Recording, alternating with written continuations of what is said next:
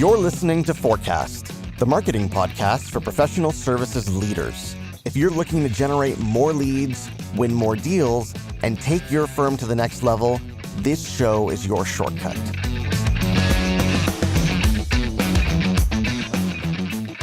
Hey there, folks. Welcome back to the show. I'm your host, Ahmed Manawar, and I'm so excited today to bring you Ian Brodie.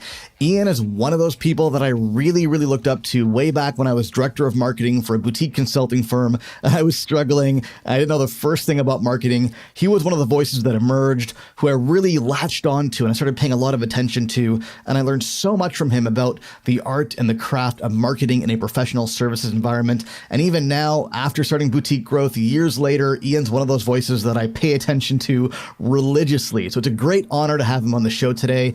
Ian and I talk about, first of all, his personal journey as a consultant.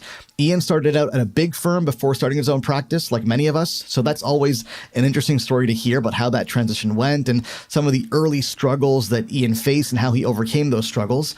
But then we get into how to develop a distinctive point of view for your firm.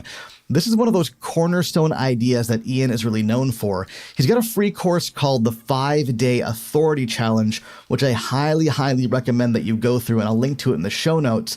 But inside that course, one of the steps in the challenge is developing this idea of a distinctive point of view.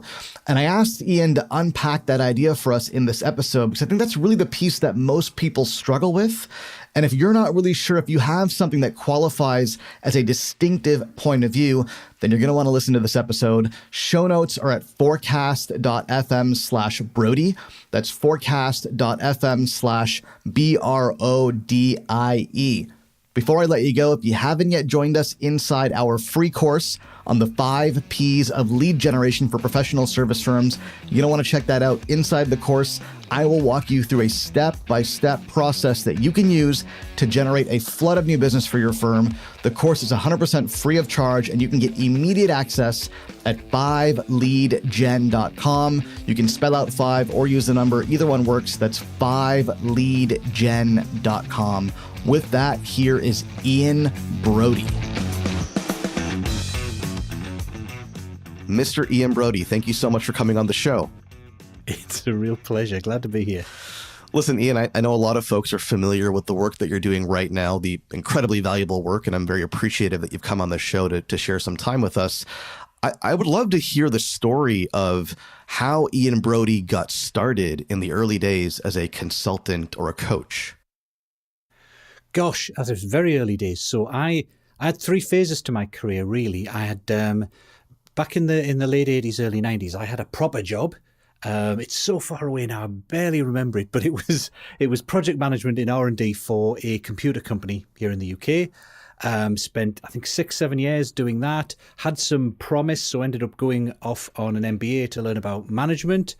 But when I was there, I kind of fell in love with marketing and business strategy and decided that was what I wanted to do, and ended up going into consulting. So I ended up working for primarily for Gemini Consulting, which kind of doesn't exist anymore, but was very prominent in the early mid-90s.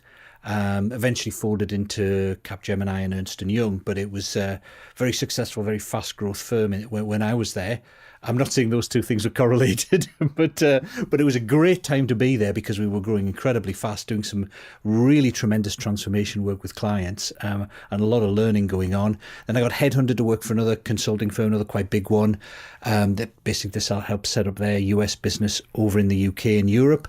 And then in 2007, the third phase of my career began, where I basically, by that stage, had got tired of all the travel and just wanted to do something more myself.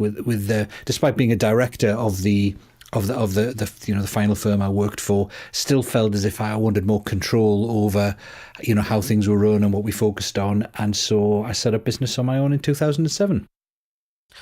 So when you first went out on your own, what did you do? What did that business look like? That really, well, I had a bit of messing about first, and I think that's kind of like a necessary phase. I know everyone says you should specialize and niche down, etc. But I think, very early on, it's difficult to know what you should be focusing on until you've got some real world experience. So initially, I knew that from my experience in Gemini, what I'd got good at obviously was consulting. I'd ended up managing bigger and bigger projects, and then I got quite good at selling consulting projects. Even though I really am not a natural at selling at all, I'd kind of learned how to sell despite being naturally hopeless at selling. So I thought probably something I would do would be in the training, the coaching, the consulting field around sales. And I'd done a lot of work with manufacturing firms on sales and marketing, and I thought that might be it. But it didn't take me long to realise. Probably took me a couple of months to realise as I traipsed around the northwest of England where I live, that the kind of manufacturing base was pretty much dead, and there weren't really that many big firms willing to pay big global consulting rates for me to come and help them. But what I did find was that there were plenty of service businesses who, when I spoke to them and spoke to other people who were consultants like me or coaches like me, were really struggling at doing some of the things that I'd learned how to do really well in my time as a consultant working for some bigger firms. I was very lucky. Gemini was very good at selling. We had some of the best consulting salespeople there were, and that was where I'd picked up a lot of skills. So it turns out I knew how to do things that lots of other consultants and coaches and lawyers and accountants and people in service businesses locally really wanted to know how to do. So after a few months, I switched tack to focus still on kind of marketing, selling, primarily selling, I guess, but for professional service firms locally. Simply because they, from talking to them, they had a big need that I was able to help with. And I'm curious to hear about what that leap was like from, the big firm environment, Gemini Consulting, where you've got staff and you've got support and, you've got all the perks that come with the big firm, and you as a consultant can focus on doing what you do best, to then making that leap to, presumably solo independent consultant. How was that transition? Well, initially it was very easy in that, if you've been a consultant for a significant amount of time, usually you've built up a reasonable contact base. Now, obviously, like all anyone with a big firm, I had all sorts of restrictive covenants in my contract. I couldn't go after clients for at least 6 months that I'd been working with, etc. And of course, none of them were local. I'd wanted to cut down on my travel, and all my clients were in the US or France or the Netherlands or wherever. So that really wasn't an issue. But what I did have was I had lots of contacts with other consultants who I'd worked with over the years, and many of them had gone and set up their own firms or were working solo or working for other firms. So probably for about 12 months, 18 months, I got past a lot of work by referral. So I was kind of building up my own business as I was getting past a lot of work by referral. So actually the initial period wasn't very difficult. It was after the referrals began to die out and I hadn't done enough to build up my own pipeline that I kind of ran into a bit of a plateau, really. And that really was a kind of wake-up call that I thought, yeah, this is going to be relatively easy. Look at all this work coming in. People I know continually pass it to me. And then it kind of began to die off a bit. And of course, I was thinking, well, maybe it's just the recession. After all, it is 2009. Things will look up, et cetera, et cetera. And of course, it didn't turn up. It got worse. And eventually, I had to kind of relearn how to do things because, as you said initially, as a solo, you don't have that brand name. You don't have people going out getting business for you. I mean, I'd found as a consultant, I'd got very good. Once a client had a need and they wanted to speak to someone about a piece of work they needed, I was very good at going to talk to them about that piece of work and winning them as a client. What I really didn't enjoy and wasn't good at is the stuff from cold, calling them from nothing or networking and schmoozing and all that kind of stuff. It's just not me. I like to think I'm kind of a nice guy, but I'd much prefer to sit and read a book quietly than I would to chat to people. So it wasn't my natural style. And it took quite a while for me to figure out ways of marketing that worked for me as someone who wasn't a natural extrovert and wasn't someone who liked or was any good at cold calling or networking or all those other kind of skills. Now, this period where your business kind of plateaued because your referrals had tapped out and you hadn't yet built your own pipeline, did that coincide at all with the shift from manufacturing to service businesses? No, that happened. The shift happened very quickly. So the shift from manufacturing to service business happened after a couple of months. It was probably about a year or so later when I had a bit of a plateau where, the work had dried up from referrals. And did you have a lot of experience working with service businesses from your previous consulting experience? No, but what I had was I had my own experience as a consultant. So essentially, especially when it comes to marketing and sales, if you've learned how to sell consulting services, that's very much a very similar process to selling legal services, accounting services. And because I had got very good at it, I was able to teach accountants, I was able to teach lawyers, and eventually I was mainly able to teach consultants and coaches. And in fact, the internet was kind of like the savior for me from a number of perspectives. One is it's not being a very social person, I was able to get business over the internet. But the other thing was the web does that wonderful thing of giving you much greater geographic reach. So what I found when I was working locally, and this wouldn't be true if I'd been based in London or New York or a really big city, but frankly, I would have loved to have concentrated just on working with consultants and coaches, because that's what I was, that's what all my experience was in.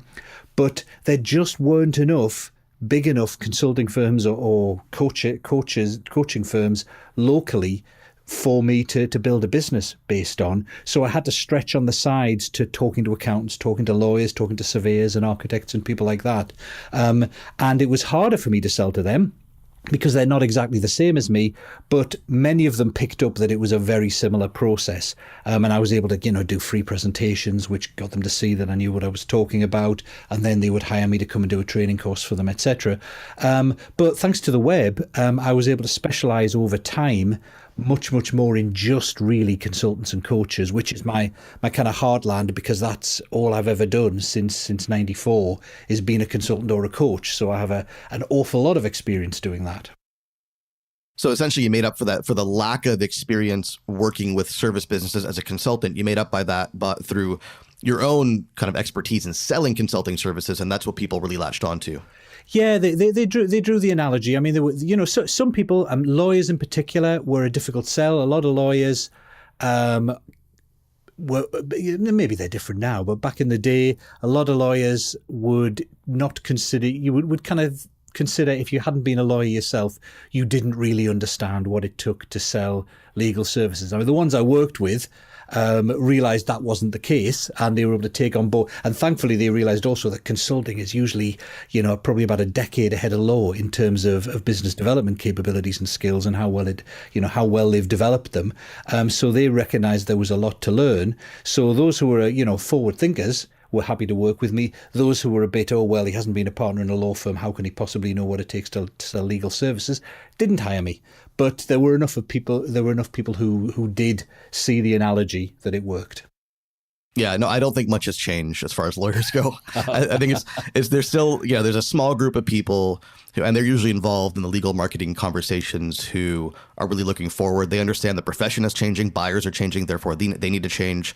But yeah, by and large, I think lawyers, they're looking for a lawyer, a partner, someone who's then gone out of law and then gone into business development to be their consultant or coach.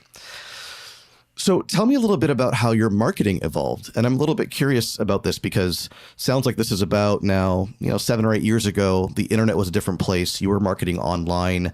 What did you find really worked for you?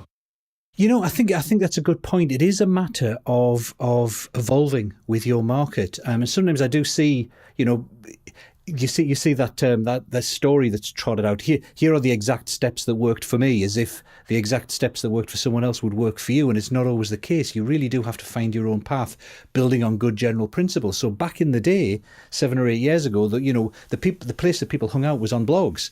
Really, social media had not grown. I was an early adopter of Twitter, but it was not a particular source of traffic or anything. So the place where the action was comments on blogs. That was social media back in those days.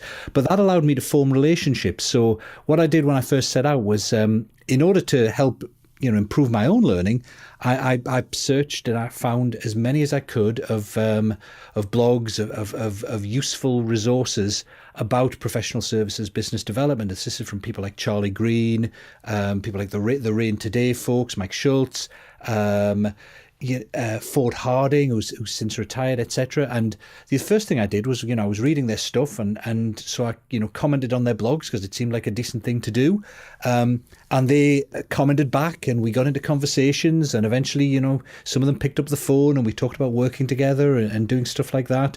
And in parallel, I was doing my own blog, mainly because I just had a lot I wanted to say. It was less, hey, I'll do this, it'll be great for business development, but I, had things I wasn't seeing reflected in what I was reading elsewhere on the web that I kind of wanted to say about business development that I'd learned from my experience. So I created a blog, and I found probably after about 6 months, the blog was getting way more traffic than my proper official website. So I closed down the proper official website and just stuck with the blog.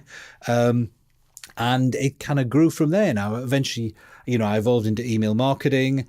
I'm kind of more involved in social media these days, although frankly, I'm very careful on my use of time on social media, and tend to use advertising on social media more than I do personal stuff. But I think you have to evolve with the market. I mean, my potential clients online were initially on other people's blogs, but that changed over time. So I think this is a good transition into the topic of today's conversation. Things have changed, clearly. Blog commenting surely isn't what it used to be.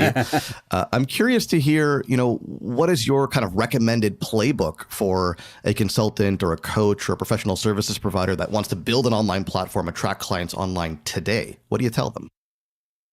Well, I typically tell them three things. I mean, the first thing is you have to be able to say something different. We are just overloaded with stuff today online, with content that frankly is not all that great. You just see the same ideas repeated time and time again. If I see one more kind of strategy consultant tell me, or entrepreneurship consultant tell me I ought not to be working in the business, I ought to be working on the business, I'll probably explode. Or a leadership coach saying it's all about creating a vision. I mean, there's just so much meh content that's just replicated and repeated. It's like people have said, the way to succeed is you've got to publish lots of content. Well, it doesn't work if it's not interesting and different. If it's just the same things that everyone is saying, you're not really going to stand out. So I think that's the first thing, is you have to have a message that stands out from what everyone else is saying. And we can talk about what needs to be in that message in a bit if you'd like, but it absolutely needs to stand out. It needs to be different. Of course, it needs to be valuable to your potential clients. And then, of course, you've got to get that message to them. And I favor direct methods. I know there's most of the advice you get about online marketing, it seems to involve so much work, and I'm a very lazy person personally, and although I've done my fair share of guest blog posting, appearing on podcasts, etc., I don't want to spend all my time doing that. I'd much rather be working with my clients. So I would, while a lot of those other methods I have as kind of second rank and I'll do occasionally, the number one method for me is to, in a way, do what Bruce Henderson did when he grew BCG, and that was to go direct to your target clients. So you may know the story of Henderson when he set up BCG in, I think it was 63.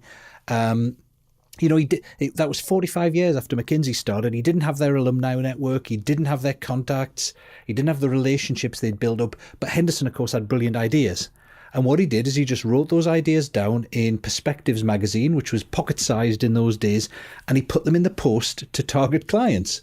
And eventually it worked. Eventually enough of his new ideas hit with target clients. They read them. They thought, well, I've never thought of that before, but that seems like it could work. They got in contact. And he took it from there. So he went direct to his target clients. He didn't do really fancy marketing. He didn't hang around waiting for magazines to publish his stuff. He didn't try and spend 3 years writing a book and getting that out to people. He just wrote what he knew and posted it direct to his target clients. Now, of course, today, if we want to go direct to our target clients, that means online advertising. It means Google AdWords or LinkedIn ads or Facebook ads, depending on where your clients are. So that would be my first two steps. Number one, have something different to say that's valuable to your clients. It's going to get them to take notice of you. Secondly, get that thing you have to say directly to them with online advertising. And then thirdly, follow up. I think we all know the very first time you come into contact with a potential client, the vast majority of them are not ready to buy immediately, partly because the timing's not right, but also partly simply because you haven't built enough trust and credibility. So you need to follow up. You need to follow up in a way that adds value. And I do that through email marketing. You could, if you wanted, do it by creating a group on LinkedIn or Facebook and cultivating relationships in there. You could do it with a Facebook Messenger bot if you wanted to be really fancy, but it doesn't really matter as long as you've got a systematic way of keeping in touch with potential clients. It could be personally. If you've got a small number of potential clients, really high value ones, you can do it personally. But as long as you have something different to say, go direct to those potential clients and then keep in touch with them and follow up and add value. That's going to get your ideas and your ability to add value and your ability to build a relationship working for you, so that eventually you'll bring them on as clients. Well, I love that because it's so simple, right? And this is what I really appreciate about your ideas in general, Ian, is you make it really simple and bite-sized and easy to digest.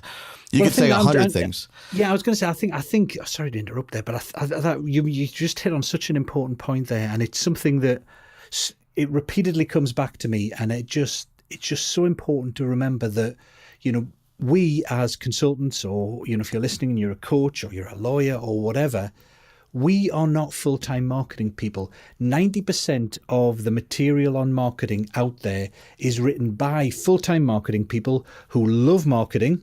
They want to spend all their time doing marketing. They want to do the most advanced, most sophisticated marketing. And their audiences are people who are kind of online entrepreneurs who are either spending 100% of their time doing marketing or they have a team doing marketing for them. And so most of the marketing advice you'll get about, 17-step marketing funnels, and you've got to have a different message for this type of person and this type of person and this, great. But that's the 20% out of the 80-20, not the 20% that gives you 80, but the 20%, the kind of 80% of work that only gives you a further 20% of impact. As people like consultants who most of our time we want to spend working with clients, we've got to focus on the 20% that gives us 80% of the value. Yeah, absolutely. And I mean, I would contend that the hardest part about doing that, of those 3 steps, is that first piece, that standout message. I think you would agree. Yeah. Tell us a little bit more about what's involved in, because it's not like it used to be, right? I would imagine when you started out, saying something was probably good enough. It had to be good and valuable and all of that. But when there was a dearth of content, putting something out in the marketplace was useful. Not so anymore. So how do you develop a message that really stands out and gets people's attention? I think you made an excellent point. I think there's been a squeeze on what I think is the middle ground for most professionals. So, kind of David Maister and others have described it over the years as being there usually 3 tiers in any professional service business. There's a kind of bottom tier of commodity type work. There's a middle tier of kind of doing really good work. It's difficult, it's challenging, really good work. And at the top, you've got the kind of authority, the rocket science type work. And usually most people survive by doing stuff in the middle, where they're really good at what they do. And 10 years ago, it was difficult for clients to find people who are really good at what they do. So if they found you, they stuck with you. But these days, it's really easy to find people who are good at what they do. And so being good has become a commodity. It's no longer good enough just to be good or to have, again, if you look back 10 years, actually, if I think back 20 years, if you imagine when you were growing up, who was the local business expert? It was the bank manager and the accountant, because there was such a dearth of business expertise in any kind of smallish town or even relatively biggish town. Well, nowadays, anyone can go online and they can get access to information from the very best in the world. They don't need average level information. It may still be useful, but it's no good to them because they can get much better information very, very easily. They can find a specialist or an expert in what they want very, very easily. So that middle ground for people who are good at what they do has been really tightly squeezed. And you need a message that stands out by being different. And that's not, as you said, it's not easy to do that. But if you put effort into it, I've rarely found someone who hasn't got an interesting and good and valuable idea. The problem is that because they've been working with it for so long, usually they don't realize how interesting and different it is. They don't really know what it is they do that's magic to their clients. And you have to kind of ask those clients, you have to get feedback from other people for you to realize, oh, right, so no, everybody else isn't doing this then. This is something that's kind of unique to me and it's really quite valuable. Hang on, maybe I should focus on getting that message out. Maybe I should be brave enough to share that idea and to kind of put my head above the parapet and prepare to get it shot off if people disagree with me. So it is difficult, but it's definitely possible. Well, I want to dig into that a little bit deeper because I know you're working with a number of clients in your Authority Breakthrough program, which I want to hear a little bit more about at the end of the call if we can. But I'm curious to hear, are there any particular mindsets that you find are holding people back from building out this distinctive point of view that you call it? Well, there are a couple, I think. I mean, one is a kind of mindset of good enough. And I think it comes from this background that if you've been working, for 10 years, let's say, with clients where you've essentially been replicating what you've learned and what other people have been doing, that's kind of good and it gets good results, but it's not unique to you.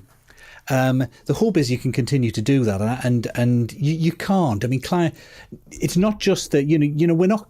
Usually, even if you're working physically, you're not competing with someone across the other side of the globe, but you are competing with their ideas. Your clients are usually keeping up with those ideas. They're getting access to them. So unless you're at the top of your game, you're going to look like you're kind of behind, and you don't want to be knowing less than your client about your area of expertise. So resting on your laurels is not a great mindset. The other mindset is the one I just mentioned, which is where you don't realize that something you're doing is unique to you and really good. And I think what you have to do is just take a step back and take some time out and try and think through what is it that I have or what that I could create that will be different and will make clients sit up and take notice. And I think there are three characteristics you've got to look for there. You have to have ideas and by ideas, I mean, you mentioned the phrase I use a lot, distinctive point of view. And a distinctive point of view is really just your ideas or your spin on things or the way you do things in your particular field that's different to the way other people do it. And you're looking for three things. You're looking for that thing to be valuable because obviously your clients have to get value from the advice you give them or the methods that you show them. It has to be unique to you. It can't be just replicating what other people are doing. And the final thing is it needs to be disruptive. It needs to challenge your client's status quo. And what I mean by that is that if you have a series of ideas or recommendations or a method of doing things that is a bit different to how your clients are currently doing things, but they've kind of half got it, then that's kind of not enough motivation for them to change. They'll kind of look at it and go, oh yeah, that's pretty good. We hadn't quite thought of that. But what they're going to do then is they're going to kind of muddle through to try and improve on what they've got rather than think, whoa, that is just really different. We're not doing anything like that, or we're doing it completely wrong. We need to hire this guy or girl to come and help us to implement that. So you need all three areas. It has to be really valuable, has to be different to what others are doing, but it has to also disrupt the status quo of what your client is doing rather than just being incremental improvement. I find that out of the three, the one that I think may trouble people the most, and I'm curious if this has been your experience in your coaching, is this idea of being disruptive. No one's going to argue with being valuable. To a certain extent, people aren't going to argue with being unique. I think there may be a fear associated with that. You don't want to be too unique, and that might hold people back. But how do you be disruptive? How do you create a disruptive idea? I think that's a little bit scary, isn't it? Yeah, I mean, there's some exercises you can do to help you think through. The first thing to remember is you're not just being disruptive for the sake of being disruptive. And you're not just having a disruptive idea that doesn't actually add value. What you're doing is selecting of the universe of things you do for clients that are valuable. Then you're narrowing down that universe to the things that are substantively different to how other people do things. And then you narrow it down further to the things that are big leaps for your client, that are disruptions. So you're not kind of making stuff up just to be disruptive, but you are narrowing down, and out of all the things you could talk about. Now, of course, when you work with clients, you're still going to do the other stuff with them. You're still going to do the stuff that's kind of universally accepted across your field, that maybe competitors are doing the same. But the thing you focus on in your communication and your marketing are the things you do that are different, valuable, and disruptive. And it's kind of like just a mental exercise of just thinking through, well, it's questions you can ask yourself. So one easy question is, what do I do with clients that is really valuable for them, but they're surprised by? And very often you find that happens. A client raises an eyebrow when you suggest something, or they argue with you and don't think it's a good thing to do. But when you implement it, it works really well. That's a sign that something you're doing is disruptive. Or usually if something you do is where you argue with people in your field. If everyone else in your field thinks that people should be doing A and you say they should be doing B, usually that's pretty disruptive as well. It's disruptive and different to your competitors, but usually because your competitors' thinking infiltrates your clients, usually different to them as well. Another great way of looking at it is to deliberately think of things that are different, almost the opposite of the normal way things are done, but then think, who might that be true for? So one of the biggest, I think, problems that businesses have is we tend to look at all things in terms of absolutes and black and whites or averages. So on average, let's take a particular bit of wisdom, for example. So, if you asked pretty much any salesperson, they'd tell you that selling face-to-face is better than selling by email, for example. You get more impact if you sell face-to-face. And that's kind of generally true. But the thing with generalizations is there are often exceptions. So if you want a disruptive point of view, take a generalization, invert it. So you're inverting face-to-face sales works the best to say face-to-face sales works the worst. You're much better off not speaking to a client if you want to sell to them. That sounds ludicrous, but then think, well, who might that be true for? Well, that might be true for people who are introverts, for example, that don't want to speak to other people. It might be true where clients are really, really pushed for time. It might be true, et cetera, where you're long distance from the client and you can't meet them face to face. So just by doing little exercises like that, you can come up with conditions where something that's disruptive is also really valuable. So the kind of little things you can play around like that. You can jump ahead of trends. So one of my clients, for example, in the Authority Breakthrough Program, it works in financial services and he does a lot of stuff with leadership for and by millennials. Now, the typical leadership style in financial services tends to be very top down, and it tends to work on the assumption that everyone is kind of money driven. Now that's never always been the case, but it's certainly not the case for the current generation of millennials that are coming through that are looking for more from business. So what Jasper's done in this case is he's taken a lot of the thinking from other sectors that are kind of ahead, and he's imported it and added it to his own experience in financial services to come up with a point of view about leadership both of and by millennials, and motivating millennials, or more actually helping them to find their own motivation that's different to what everyone else is doing, and it's different to what those clients are doing currently. But he's done it by kind of importing ideas from other areas because he's latched onto an important trend that's happening, and he's found other fields that are ahead of the game that's enabled him to have an idea that's disruptive to his current client base. It seems to me like a key part of this puzzle is the idea of empathy, because you may not, you always have the curse of knowledge, right? You know so much about your industry and your field and your service that you may not think of something as particularly disruptive, but if you look at it from the eyes of the client, it may be disruptive. That's right. And that's where, the real value of actually working with clients day to day in the field helps, because you get feedback from them on things you're working on. You can, and if you start to see those raised eyebrows, those questions, then that's a sign to something to take note of, that something that you're doing is innovative and different. So it's a combination of kind of, you're being an understanding of your client without going to their side of the fence where you can't see anything different to them. You kind of with them, you empathize with them, but you can also spot things that they're missing. So listen, Ian, for folks who are listening to this and they're thinking, yeah, okay, I get it. I think I need to have certainly a more distinctive point of view than I do now. I see the value in this exercise. Do you have some kind of a high-level process you can walk us through for them to follow? Yeah, fairly straightforward process of doing this for a distinctive point of view. Start off with what I would call a kind of like brainstorming exercise, where you just ask yourself some tricky questions. So you're asking yourself questions like, what are the kind of common mistakes, the common misconceptions, the common problems that clients have, that where I have a solution for that's not just something where a client has said, I'd like X, but where they're repeatedly making mistakes and I'm able to kind of correct them, or where do you disagree with accepted wisdom in your field, or what do you think are what are the things that really annoy you about what everyone is doing in your field? I mean, in our kind of field of marketing for professional services, there has been a wave in the last 2 or 3 years of, hey, the way of getting high-end clients is specialize, run some Facebook ads, then an automated webinar, then a call and bring them on as clients. It's really easy. And there's just everyone is doing that. So look at what everyone else is doing, what's overused, and then think, well, does that really work? Usually, often it doesn't. But if it does, where are the cases where it doesn't work? How can I fit my point of view around that? Look for areas where your clients are surprised.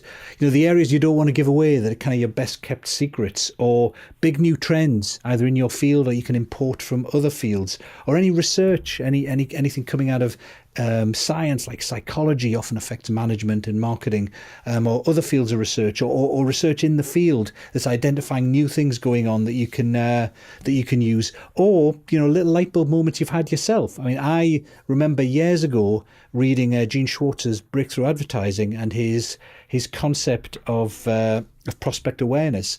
And huge light bulbs went off for me at the time. I thought, oh, of course, that explains an awful lot. Well, if a light bulb is going off for you when for something that you now do with your clients, then chances are a light bulb will go off for clients if you properly explain it to them. So start off with just brainstorming all sorts of ideas in those different categories. Then look at those ideas, try maybe combining a couple. Think of who those ideas are true for and who it isn't true for. So you might find you've got a brilliant idea, but it's not true for everyone, but it is true for some people. And in which case you can focus on those as a particular group of target clients. Think about the so what. So which of these ideas are really important, really, really valuable? Which ones are the most important to the world, really? Which have the biggest impact on your clients? Which ones are the most original? Which ones are the most distinctive from what your competitors are doing? Which ones offer the biggest challenge to your clients? Which ones would you really like to have your name associated with? And which ones really play to your strengths? If you were to then go and implement that with a client, does that play well to your strengths? So once you've done that, try and summarize that idea in a couple of sentences, and ideally maybe come up with an analogy for it. Or if you probably remember from the days of re-engineering, the analogy Hammer came up with was the analogy of paving the cow paths. The way people were currently doing IT implementation was they were taking their existing processes and just basing the computer systems around the way they currently do things, which was based on old manual methods. And he said, well, that's like looking at the random paths a cow takes across a field and then paving those instead of putting a straight line across the field in the best place. So that idea of paving the cow paths was the analogy that he used to help people understand re-engineering. So if you can come up with an analogy for the ideas you've got, that can really help explain it to people. And once you've got that, I would go out and validate it very quickly. So talk to people who are friends and contacts, who kind of understand the field, smart people who don't know your field, but who can give you feedback on whether the idea is understandable, whether you're communicating it clearly. Go to some kind of trusted clients and get their feedback as to whether this makes sense to them. And you absolutely won't get everyone coming back saying, yes, I really like this.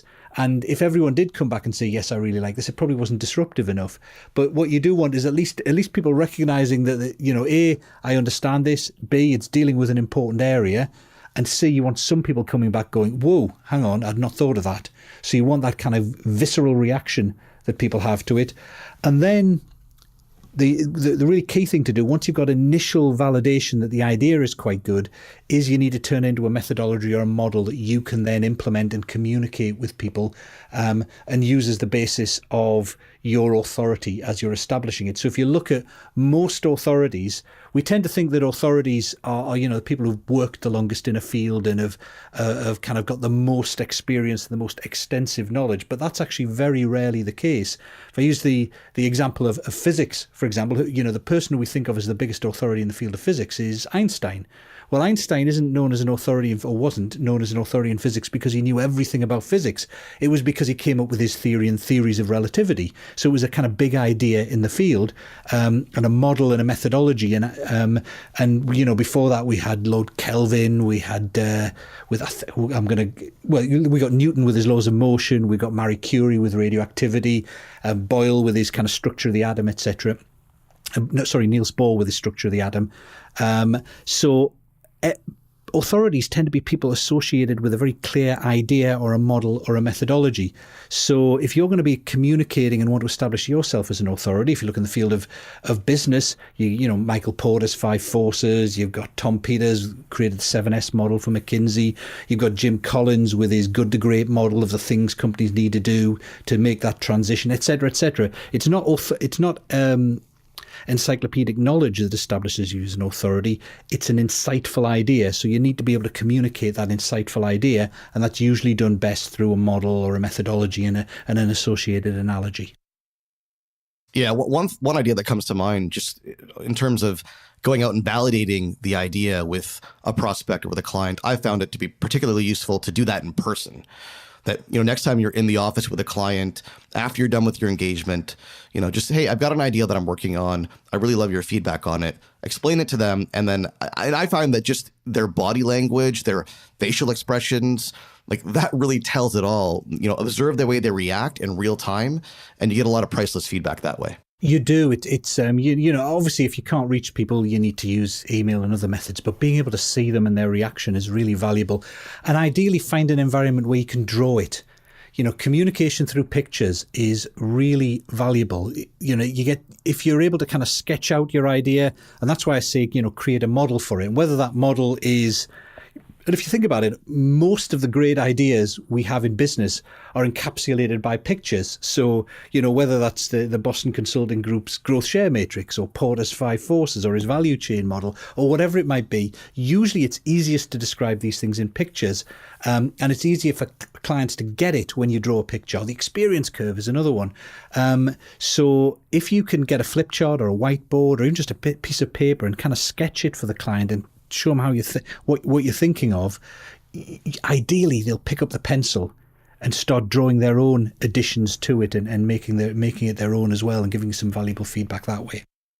Excellent. Listen, Ian, just to wrap this up, do you mind telling us a little bit about your Authority Breakthrough Program and where people can go if they want to learn more about it?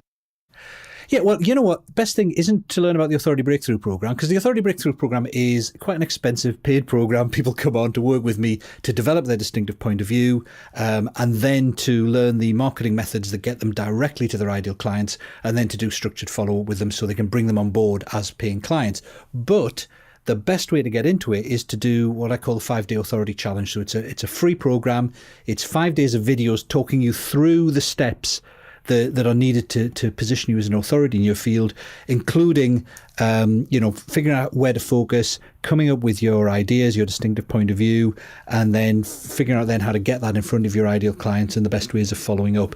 And if people want to get a hold of that, as I say, you can sign up at ianbrodie.com/5DAC for 5-day authority challenge. It's completely free. You get, as I said, a video a day. It's usually about 10-15 minutes, exercises with a video. You can sign up for a Facebook group where you can share your ideas, your progress, share your emerging point of view with other people in the group. There's about 750 people in the group at the minute, and we're all giving each other feedback, contributing, adding to other people's ideas. It's a really great atmosphere in the group.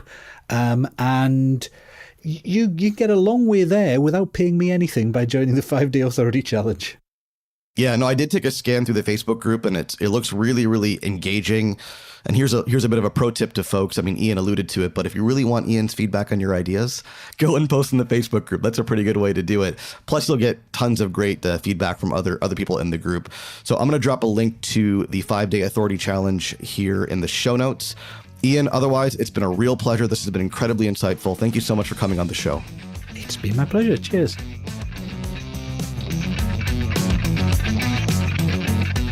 Hey, it's Ahmed here again. Before I let you go, there are 2 things I want you to do. The first is, if you like what you hear, go ahead and subscribe to the show on iTunes or Google Play by visiting forecast.fm and clicking on the relevant link. While you're at it, please do leave us a rating or a review because it helps more people discover the show. The second thing is I want you to grab my free course on the 5 P's of lead generation for professional services firms. Inside the course, you will get a step-by-step framework to help you generate a flood of new business for your firm. The course is 100% free of charge, and you can get immediate access at 5leadgen.com, and you can spell out 5 or use the number. Either one works. That's 5leadgen.com. Thanks for listening.